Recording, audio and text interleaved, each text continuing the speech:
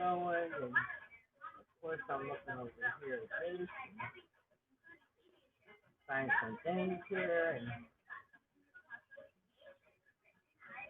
I decided over to the prayer, so It started in Matthew 6. Jesus is speaking. He said, I tell you, do not worry about your life, what you'll eat or drink, or about your body, what you'll wear.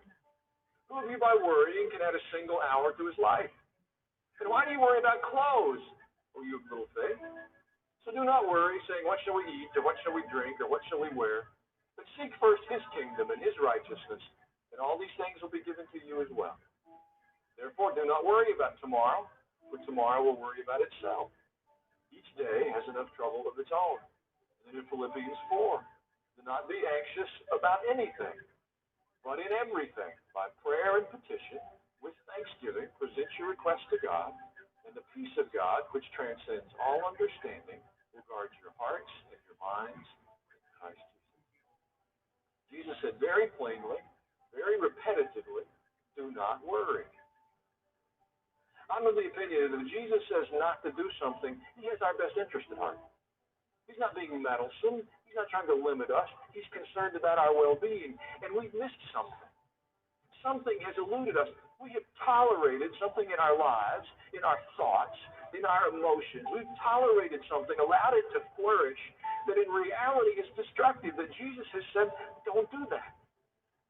That we are so twisted and tied up and melting down in our own worries and problems, and we forget that we have a Heavenly Father right there saying, do you want my help?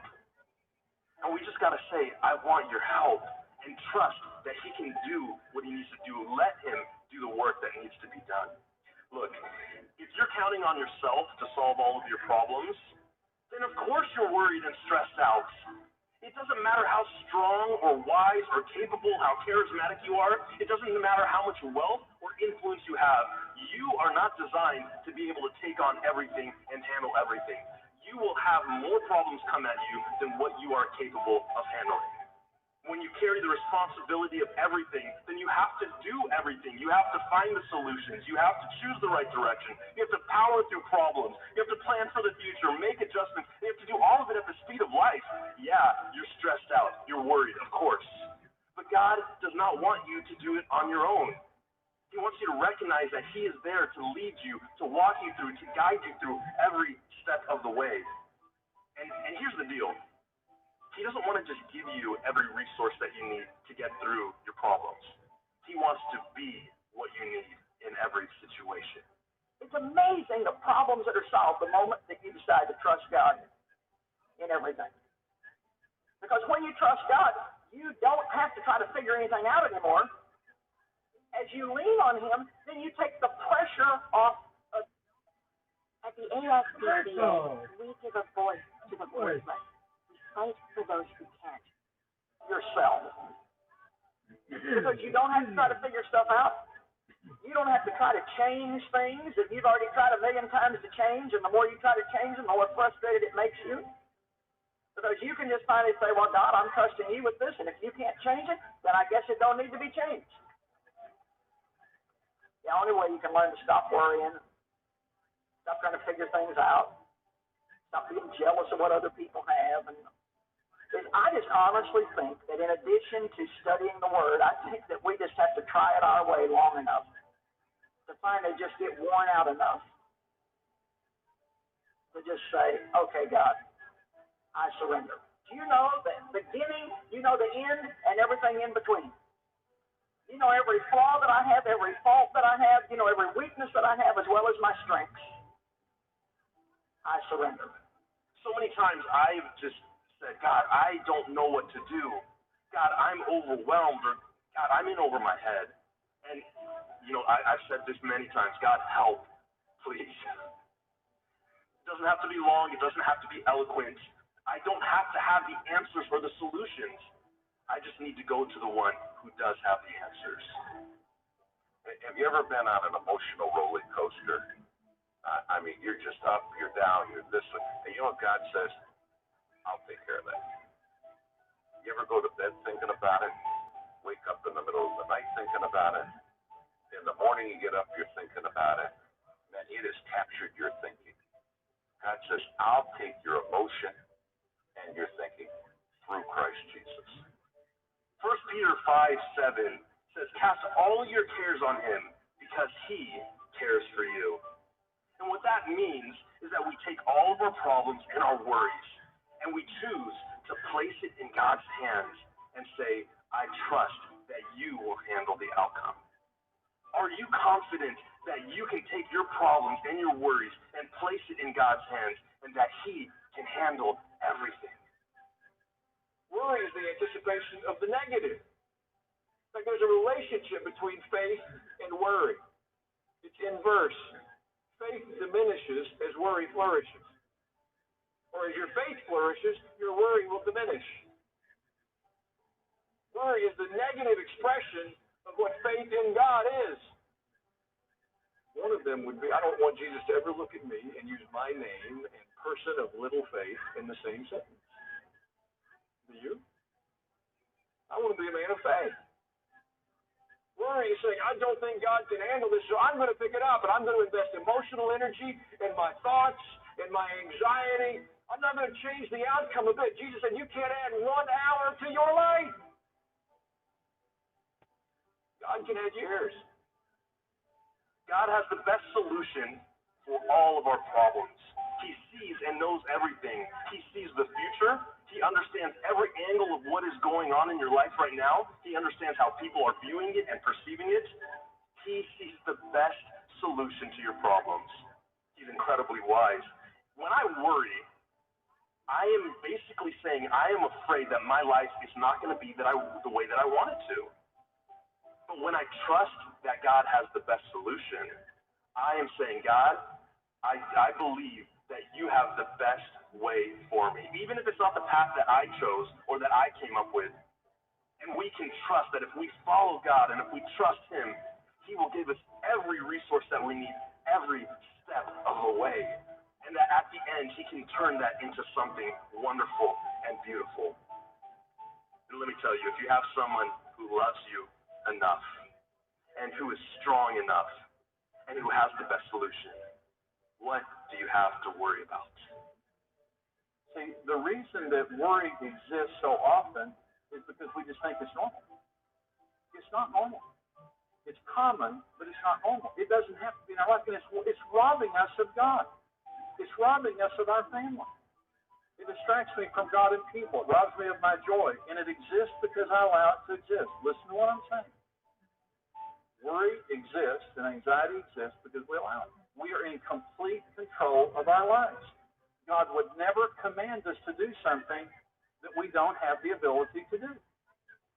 Worry is a choice, and trust is a choice. You can't do both at the same time.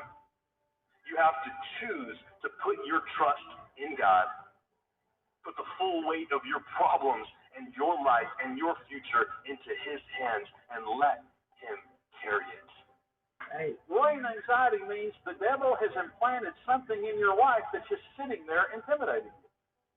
And because of that, you can't focus on God and the people that you love. And that's the greatest problem with worry and anxiety. It robs you of your ability to worship, to love the people that you love, so it's an enemy. The root of all fear, worry, and anxiety is an orphan spirit, because orphans are on their own and they have to take care of their own problems. And the devil wants you to feel as though that you're on your own and you have to solve your own problems. You have the best father in the universe. Stop grieving over the father you didn't have and start rejoicing that you have the best father in the universe. And he loves helping you process anything in your life. Nothing is too small. Nothing is too large. He just enjoys the ride. He just enjoys the relationship. And as we're sitting here obsessing about something, what it means is we're wasting the relationship.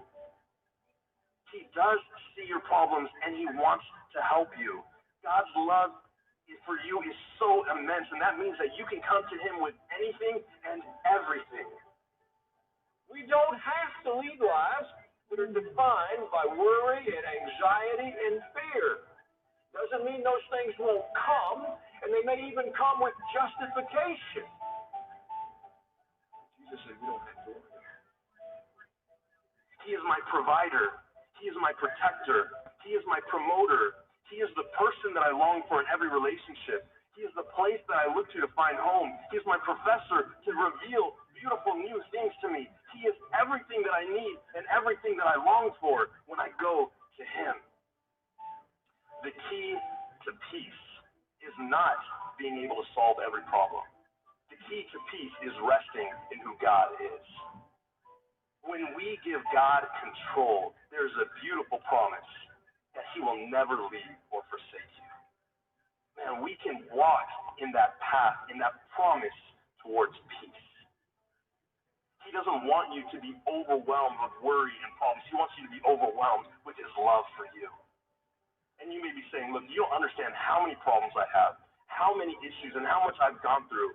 Well, you know what? God says, no matter what you have, I want to take all of your problems, all of your worries, all of your failures, all of your sin, all of your brokenness, give it to me because I can handle it. And the truth is, only I can handle it. All right. What's that? Yeah. All right. So here I am.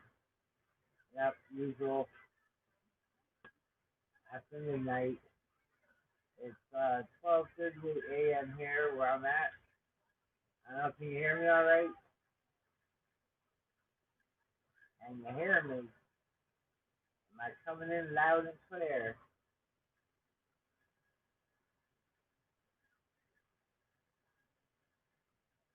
Yeah, I was sitting here watching TV, and then this came to mind, so I decided to go ahead and put that on. And then what other things came to my mind is, I think I'm ready to go out there. Today I was able to walk from where the chair's at, about 1, 2, 3, 4, 5, 6, 7, 8, about 10 to 11 feet to the mailbox. You heard me right, I was walking. I had the cane, but I found myself carrying the cane and walking to the mailbox. So, with that going on, I'm thinking about getting something together for Saturday to go out and help some of the homeless. I just, you sit there and you think about the things that they don't have. They don't have a lot of things. I mean, they can eat at the soup kitchen, don't get me wrong. They go to the food bank. Excuse me. They get,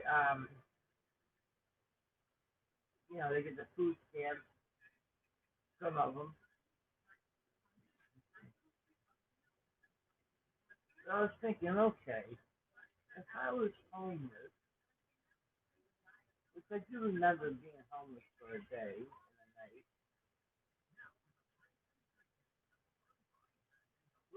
what would I want? Well, for just being homeless for a day and a night can't basically tell me what I would want if I was homeless for months or years. So, what I decided to do, it was a toss-up. I had these little portable generators. So it was a toss-up to put the coffee machine into the trunk of my car with the generator and bring some K-cups of coffee, tea, and hot chocolate. But then again, it's hot outside, right? So why do we want to overheat this? Why would I want to overheat their body? So then my mind went to another tip. And I was looking, and I was going to do some shopping, and I was looking at, cup of soup. Here we go again. I'm saying, what am I doing? It's hot outside. Trying to put heat into their bodies. Not that. Not that. So, What's good, hot or cold? Okay. What is good, hot or cold? Oh yeah, you can make potato salad, macaroni salad, and everything. But then you got a chance of it sitting there while you're waiting for people to come and get it. It might end up going bad because of the mayonnaise. Okay, so let's change that. No, we don't want to do that, do we? No, I don't. So the next thing that came to mind was pizza. Order pizza. Get some paper plates. That's good if you eat it hot or cold. And they probably haven't had a piece of pizza in a long time if they've been out there. So what do you think? What's your intake? Pizza and water. What's your intake? Maybe some soda.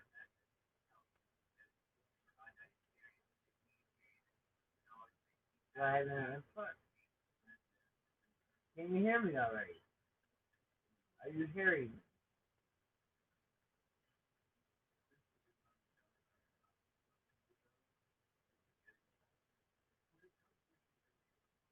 I don't know if you're hearing me.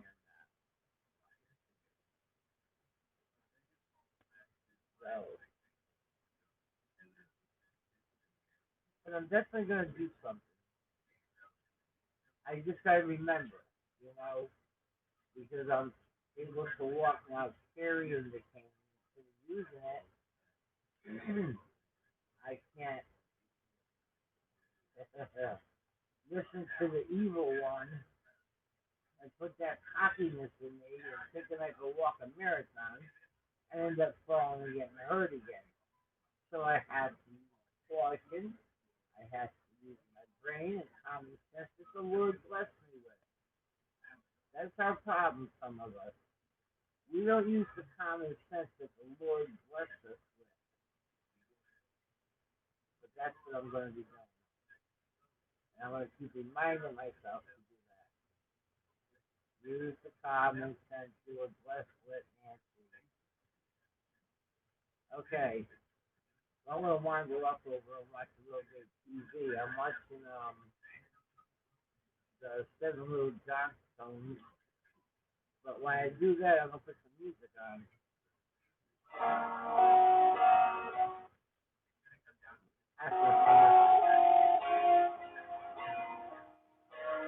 The house of Gucci and Silvio Milano Mauricio Gucci, the murder that rocked the fashion world.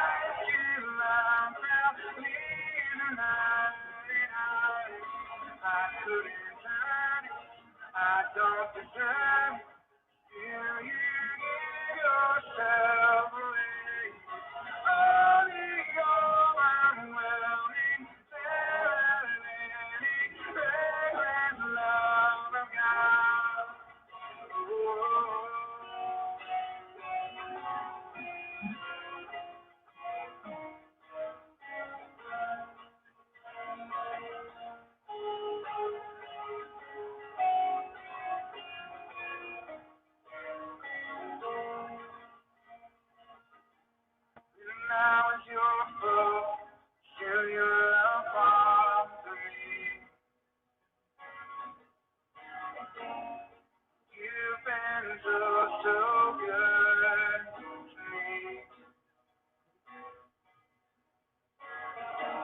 When I felt nowhere, you paid it all for me. You've been so kind to me. And all you're wearing never really explains love of God. Oh, it chases me down, fights you around, now leaves the night. I don't deserve to feel you yourself away. Only your overwhelming, never-ending, present love of God.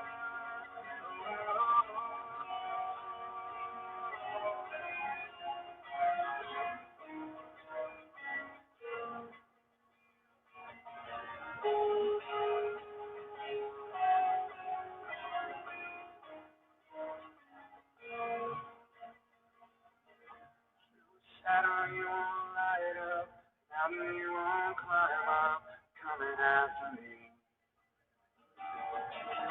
Snow wall you won't kick down, lie you won't tear down, coming after me. Snow shadow you won't light up, mountain you won't climb up, coming after me.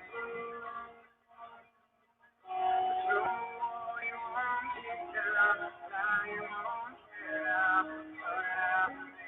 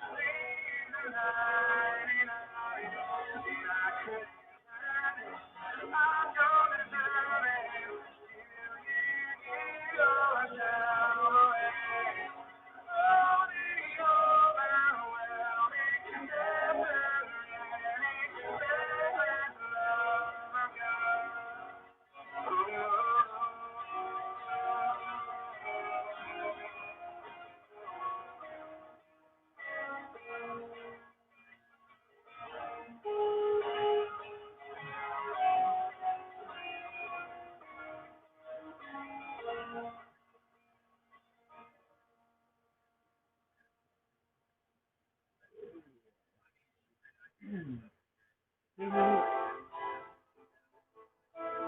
you hear it all right? Can you hear me all right?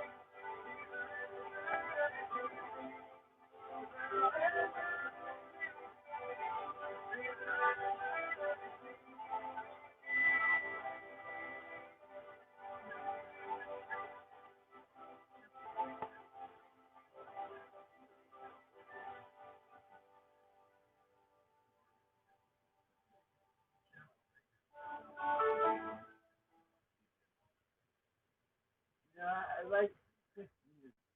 I don't like the idea when they have the music blasting over the words.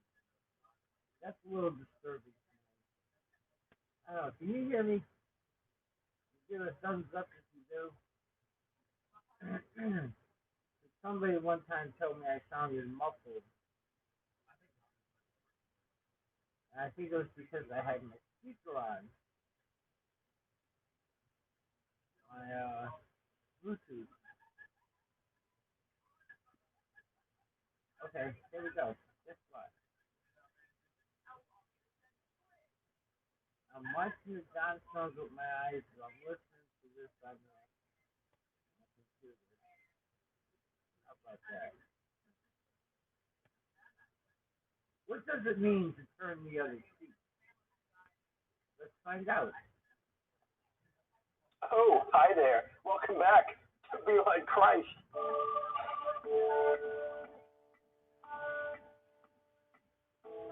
I know that you've all been anxiously awaiting the next Bible study in Matthew chapter 5, and so we must continue with verse 38 through 41 today. Let's read it together. You've heard that it was said, an eye for an eye and a tooth for a tooth. But I say to you, do not resist the one who is evil.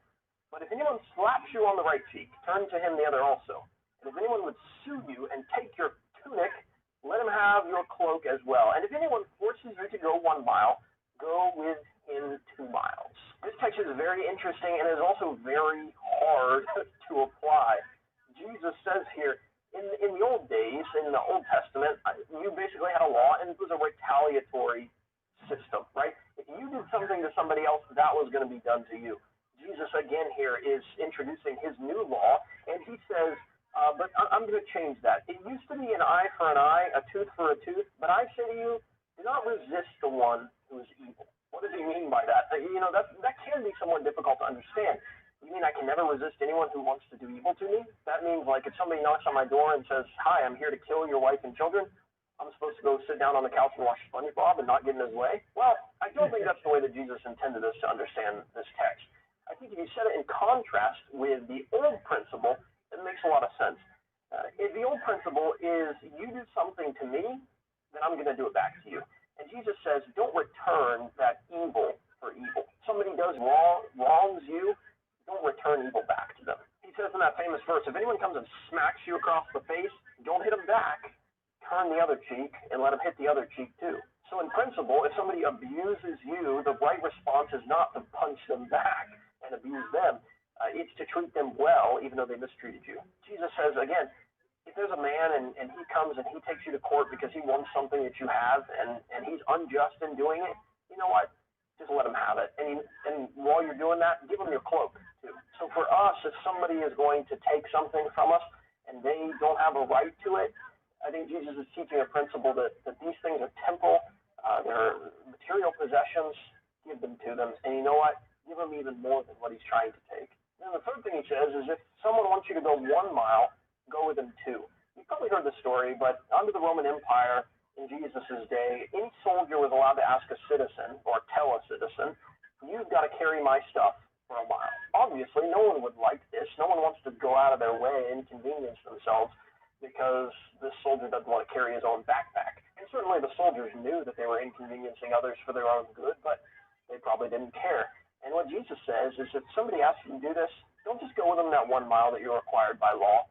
Go with them a second. And we look at some of these principles and we think, Jesus can't really mean this, can he? You mean if someone wants to take something from me unlawfully and cheat me out of something, that I should just let him have it and that I should give him more than what he's trying to take? You might say, look, Jesus, no one's going to smack me in the face and get away with it. And Jesus says, they should. Or your response might be, why would I go a second mile with a man who selfishly inconvenienced me and ruined my day because he was too lazy to do something for himself? I'm not doing that. And Jesus says, you should. Can you imagine Jesus is on this mountain, Sermon on the Mount, and these people are listening to him like Jesus wants us to spend our days in the service of ungrateful people and ungrateful Roman soldiers? He wants them. If the Roman says, after I've walked 2 miles, the Roman says, well, give me your coat because it's cold out here. If he wants me to give it to him and give him more than what he asked for, that sounds like a horrible life. I don't want to live like that. And I think what Jesus is really communicating to these people is, yeah, that would be a life that would be different than any other human being is going to live. But you know what? That would be a life that looks a lot like mine. Jesus is saying, this is the life that I am living for you. There's going to be a time when I turn the other cheek, even though I can call down the hosts of heaven to retaliate. When people slap me across the face and mock me, I'm going to turn the other cheek. This tremendous miscarriage of justice is going to happen, and I'm not going to make a case. I'm going to go and I'm going to suffer and continue to suffer for the good of these other people. And then he says, you think it's too much for me to ask you to walk 1 mile? I came from heaven. And I'm not even just coming to heaven to live on this earth and to debase myself that far. I'm going the 2nd mile to the point where I'm going to die, and I'm going to do it for you and your souls. So as modern-day readers, it's easy for us to say, well, let's not take these verses too practically. Jesus is just talking about kind of big principles here, and you apply them however you want. I don't think that's true. You might say these are too radical to really actually apply in your life. And they are radical, and they're different, and they're not human. They're divine, and they're heavenly principles. And although our lives may be devoid of a few more physical possessions, and our lives may be more inconvenienced for the sake of others, even those who abuse us, if we did make a real practical application, we'd look a whole lot more like Jesus. You need help. Let God help you through this. Place your past is not the sum of who you are. So what's your experience working with troubled teens? Guys, this is great. You hear teaching music. Hi, everybody, and welcome back to the Like Christ. It's been a little while since we've done any of our study through the book of Matthew, and so today we come back to that, Matthew chapter 5, verse 33 and 37.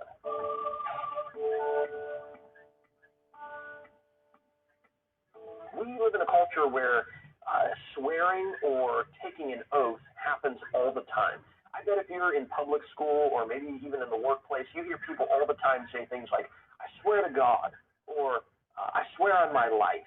And the reason that we do that is to give our words some kind of credibility, right? When we tell somebody yes or no on a certain question or something that they ask us, we often want something to kind of buttress or fortify that yes or no that we gave them. The reason that we make so many oaths is probably because we want people to know that we're serious about something that we say. Gone are the days where a man's word is really worth something.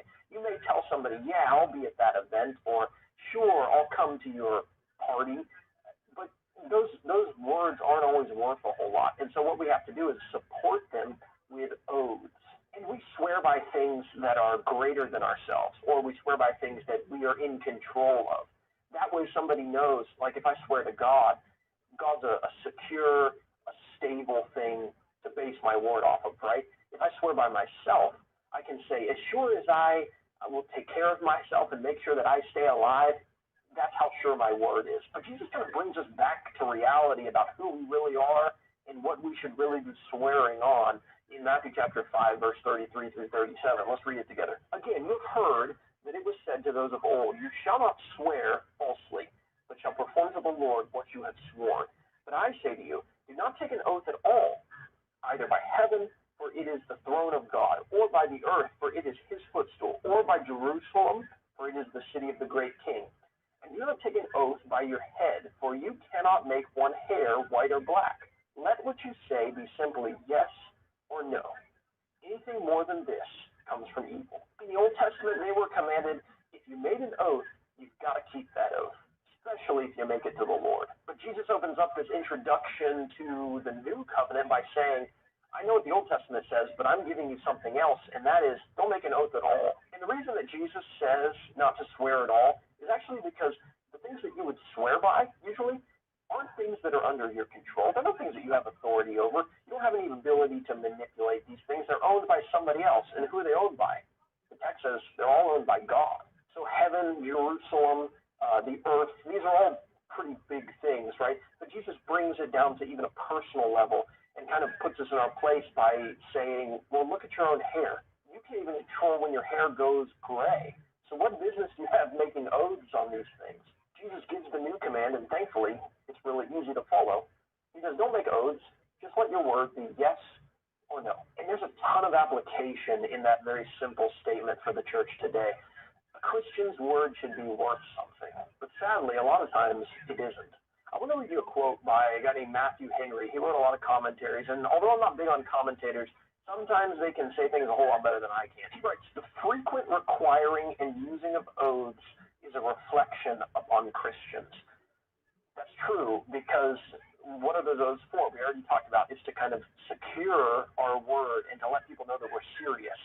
The reason people need to know that we're serious is because in the past, just giving somebody a yes or no hasn't always been enough, and we haven't always been truthful to those yes and no's. He said this is a bad reflection. Christians should be of such acknowledged fidelity as that their sober words should be as sacred as their solemn oaths. It should be the case, if Christians are doing what they should be doing, that the world knows of the fidelity or the truthfulness or the honesty of Christians, that when a Christian gives you a yes or a no, that is as good as if he made a sacred oath before God. People often talk about the good old days where somebody's word was good enough to drive a car off the lot with a promise that you'll make payments on that car. Well, those days are gone, unfortunately. And sadly, not even Christians have that good of a reputation anymore. There should be a clear-cut distinction between when a non-Christian gives you his word and when a Christian gives you his word. And sure, we could talk about Christianity as a whole nationwide, but what I want to do is bring this down to an individual level and bring it down to even some of the simplest oaths that we make in our lives. And I want it on this level because I know that I'm guilty on this level. And I'm sure that the church as a whole could probably put a lot of effort and a lot of work into this to really improve where we're at. We have to make our words worth something again, and that begins even in the interaction with the people that we go to church with, or maybe our friends, or anyone who we come in contact to, in our everyday lives. We're so quick sometimes to say, sure, I'll do something, or no, I'm not going to do something, and to give people those simple yes and no's. But those don't always even mean a whole lot to us. Do you know those small promises that we have to make to our friends, like, sure, I'll come over and help you with your homework later tonight, or sure, I'll go out and get dinner with you, or the people that we go to church with, sure, I'll help you with this program, and we make these small commitments, and then we get a little bit tired, the day goes on, we find something better to do maybe, and we do everything we can to get out of keeping our word to that friend because we've changed our mind. We don't always see that yes and no as that we bound ourselves to keeping that commitment. But I think that's the way that Jesus wants us to see it. Because even when we break those little words that we give to people that we don't always think are binding promises, like to our best friend who we don't really, he might get a little mad, but he'll forgive us in the end. What we're doing is we're slowly eroding away the Christian word. And that especially happens when we do that to our friends in the secular world. Yeah, I'll meet you over there at 9 o'clock. I don't really feel like coming anymore. Mind if I don't show up? One way to do a better job at that is to take the advice that Solomon gives in Ecclesiastes. He actually says, when you vow a vow to God, do not delay paying it, for he has no pleasure in fools. Pay what you vow. It is better that you should not vow than that you should vow and not pay. Let not your mouth lead you into sin, and do not say before the messenger that it was a mistake. Why should God be angry at your voice and destroy the works of your hands? So don't let your mouth lead you into sin. I know that sometimes somebody asks us something, throws us off guard, we make a quick commitment to them in order to kind of keep them happy, and then later we try to back out of it. And Solomon says here, he says, don't let your mouth lead you into sin. Don't commit to something and then back out of it. One way to prevent that, speak less. Don't let your mouth run over top of you. If the church is going to solve this problem, it's going to have to be a unified effort to change the way that the world views the yes and the no of Christians. We can get back to a point where the world values our word above anyone's word. But that's going to take a lot of work, and it's going to take a lot of work moving from the small things up to the big things. So when your friends come to you, when your coworkers come to you, tell them the truth. Yes, no, commit to keep your word so that God is glorified, because God doesn't break his word to us, does he? And so in a display of him to the world, we're commanded to do the same things. And that's just another way that the world should see Christians as a peculiar, God-glorifying people. And that would do a lot to raise the respect that the world has for Christianity and for Christ. Thanks for watching this video. I hope you've gotten something out of it. Share the video if it's helped you. Subscribe to the channel. Comment if you have any comments. Like the video. See you later. All right. That makes a lot of sense. But meanwhile, by listening to him, excuse me, I took my eyes away from the television. The House of Gucci. And I went over to the right of my screen, and I seen this. So let me play it for y'all. Hi, everybody, and welcome back to Be Like Christ. In a previous video, we discussed 5 tips on how to study the Bible. In today's video, we discussed 5 tips for how not to study the Bible.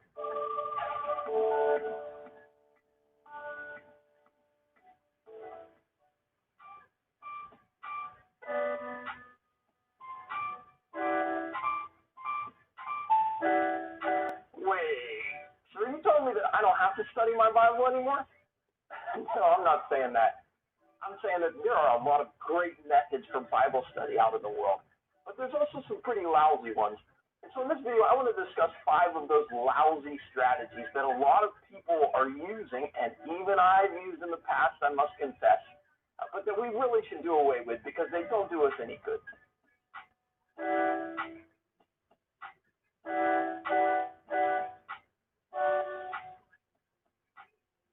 The first really bad method for Bible study that I want to give you is more on the comical side. But truthfully, a lot of people use it, and I must confess, I've used it before. It's the magical finger method. Now, you may not exactly know what the magical finger method is by that name, but you've probably used it or know somebody who's used it before. The magical finger method is where you take your Bible, you place it on the table, you open it up to whatever page it falls to, and then you take your magical finger, and you go, whatever verse your finger lands on, you take as some message from God. Now, there are several problems with the magical finger method. One of them is that a lot of times you have to do it more than once, don't you? Because you land on some verse that doesn't make any sense. And they shall come at no dead person to defile themselves, but for father, or for mother, or for son, or for daughter, or for brother, or sister, that have no husband, they may defile themselves. The second, and probably a much bigger problem with the magical finger method, is that it ignores all context. You don't know what book you're in, you don't know who's speaking, you don't know who they're speaking to. It's just really not a good way to study the Bible.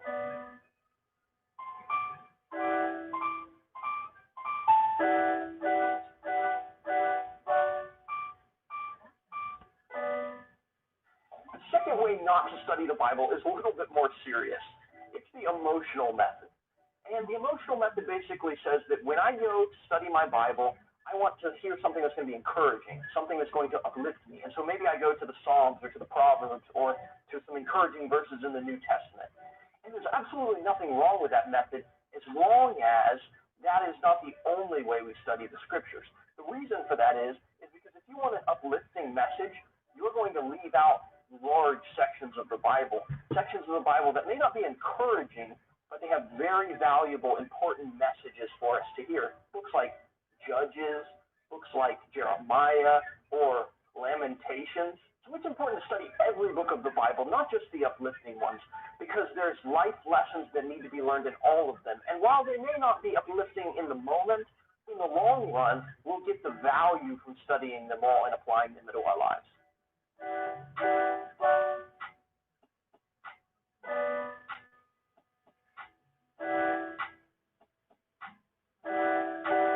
The third way that I would encourage you not to study the Bible is with what I would call a symbolic approach. And the symbolic approach is essentially coming to every single text of the Bible and assuming that there's some kind of hidden, secret, underlying symbolic meaning to everything. And certainly there are books of the Bible that are written like that. The book of Revelation is written like that, and it's hard to understand. But the vast majority of the Bible is actually a collection of letters written by an inspired man to common, everyday people. But I also want to remind you that while the Bible may be written to common, everyday people, the profound teachings of Jesus and his apostles are not necessarily easy to apply. Some of the implications of those teachings will shake the foundation of your life. And when you really apply them in a God-glorifying way, your life may look completely different.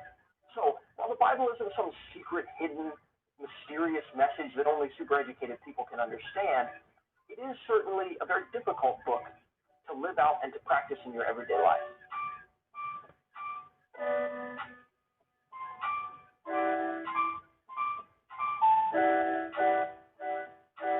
Fourth tip that I have for you as far as how not to study the Bible is to actually stop asking the question, what does this text mean to me?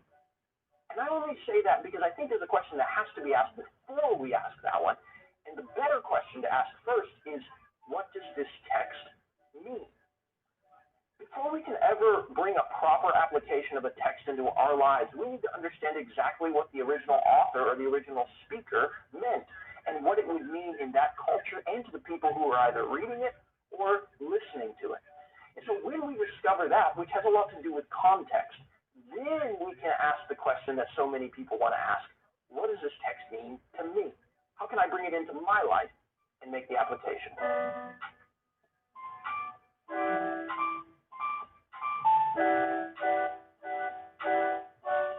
The fifth and final tip that I have for you as far as how not to study the Bible is to use the Bible as your club.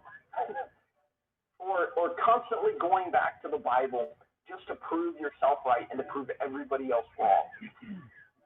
I'm sure every single one of us has had a friend or has had a discussion with someone who doesn't agree with us on a particular theological point or point of doctrine.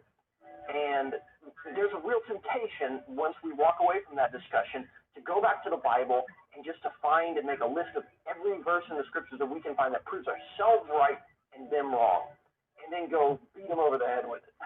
The problem with that approach is that we aren't going to the Bible in a genuine desire to see the truth. We're more interested in just making ourselves look good or defeating our buddy in this theological debate.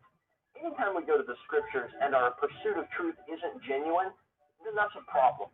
And so what we ought to do instead is to first pray, and then to go to the scriptures and say, Lord, show me if I'm right, or show me if I'm wrong, and help me to accept the truth and bring my life in alignment with your word either way.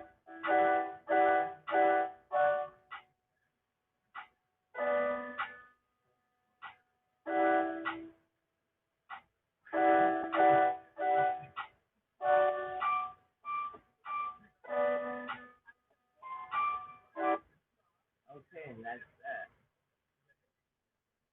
Rather interesting, huh?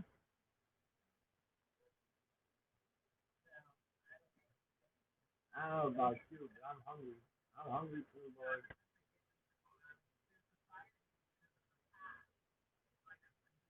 I want to learn together.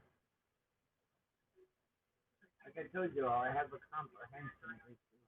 I could read one sentence, and when I go to the next one, I forgot the one the first one was all about. I don't know if that's short-term memory or what. But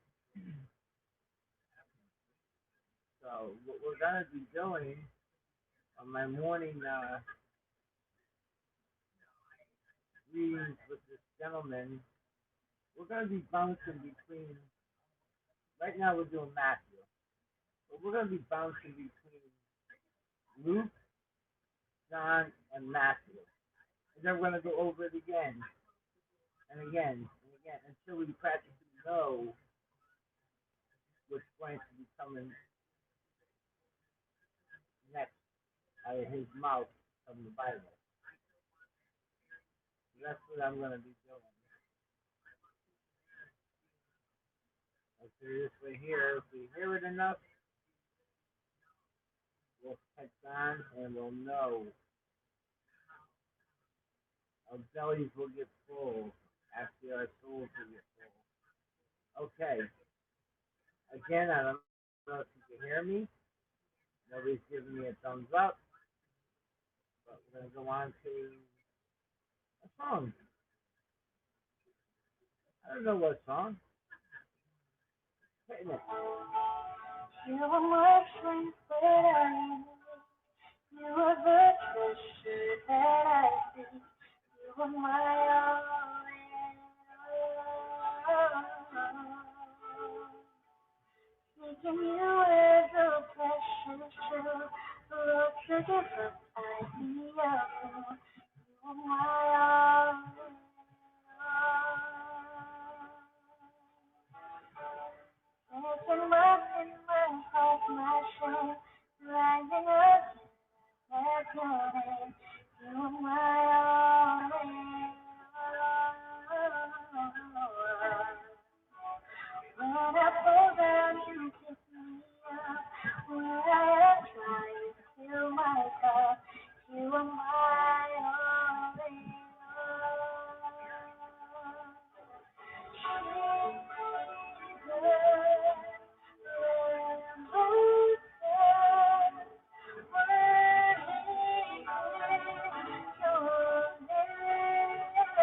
Hey, Daniel, shut off to the bed.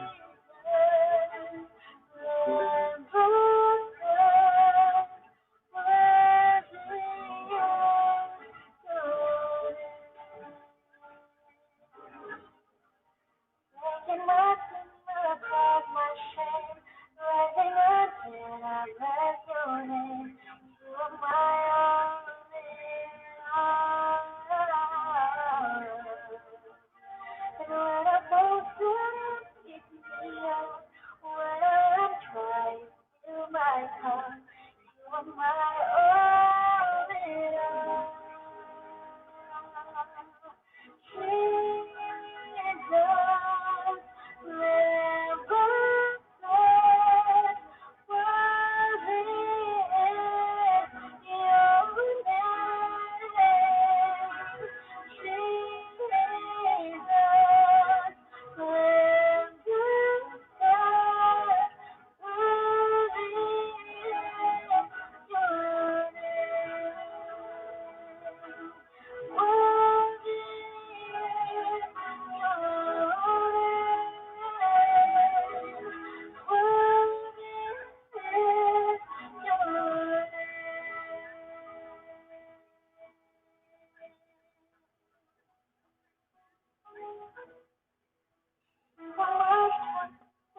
weak.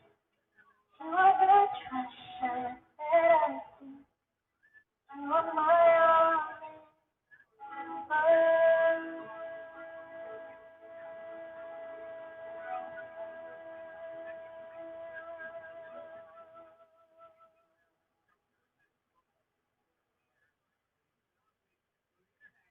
Look, did you know there was a government-funded education grant that could deposit up to $38,070 directly to your bank account?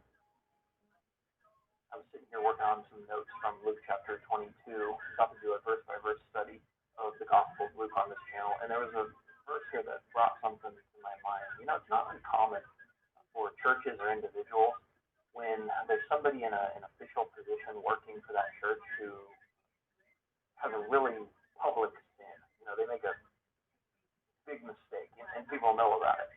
That the church automatically, it's almost assumed that that person's going to lose their job. I mean, they're working for the church, and the church is just like, well, we can't have somebody who's sinned as publicly as you have represent us and be the face of this congregation. And maybe even the person doesn't, maybe it's just a member of the congregation. They're not going to get demoted from an official position, but sometimes when somebody sins very publicly, they're almost demoted in the minds of other people. They're almost like a second-class Christian now, and not really fit for some important roles. And the verse that popped into mind was Luke chapter 22, verses 31 through 34.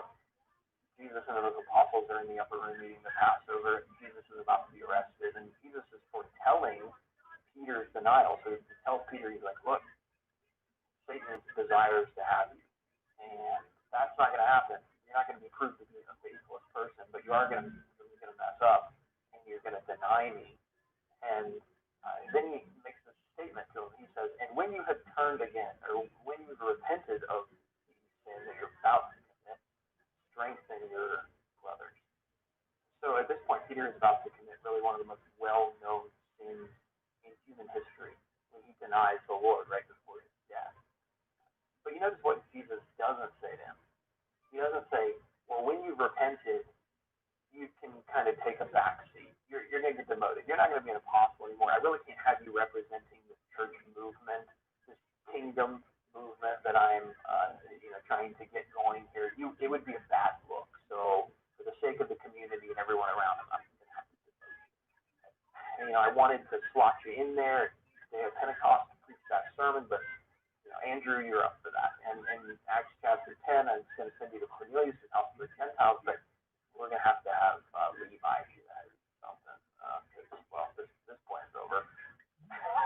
That's not what Jesus says to him. He says, look, when you've repented, strengthen your brothers, but you're then going to be in a position to strengthen other people. And often people that have failed in some category are very uniquely equipped to help people that to help other people not fail. So he didn't get the demotion that a lot of churches would automatically hand down to him. Jesus was still going to use him in powerful ways, and in a lot of ways, he would be a very important face for the early church. And that just got me thinking that if Jesus was okay with the person who sins so publicly representing his church, maybe we should have a little bit more grace in letting people who sin publicly represent our local churches and congregations. But maybe some people might relate to people who fail. But obviously there are times when a person's sin reveal more than just a momentary mess up, reveal a heart that is faithless, maybe going back for years and years and years. And obviously, demotion needs to be on the table in conversations like that. But I think we should be careful about telling a man that he's unfit to represent the Lord's body because he messed up. It might have been public, but we all mess up. Some of us just not so publicly. And the Lord has built a church that's full of people who mess up. And he seemed to think that people were pretty qualified even after they make mistakes. So maybe we should take that into account.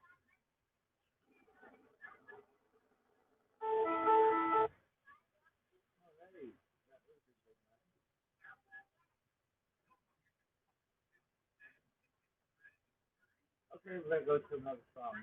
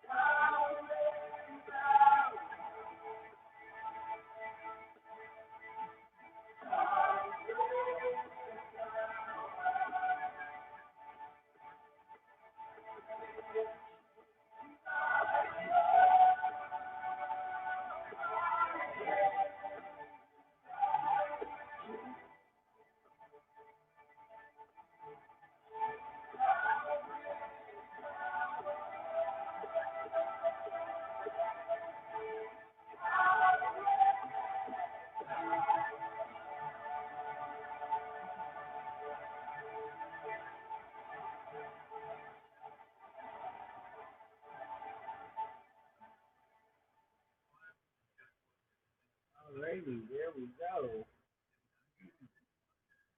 Well, I guess I'm gonna end it there. And I have to get up in a couple hours, so I'm gonna go ahead and try to catch a nap. I want to thank you all for joining, coming in and seeing what it's all about. Again, I don't know if you can hear me. Maybe now you can hear me better. I have no clue. Nobody's letting me know. I don't bite, and I don't argue, so I don't know why you're not taking me. But that's alright. You don't have to. That's not what this is all about.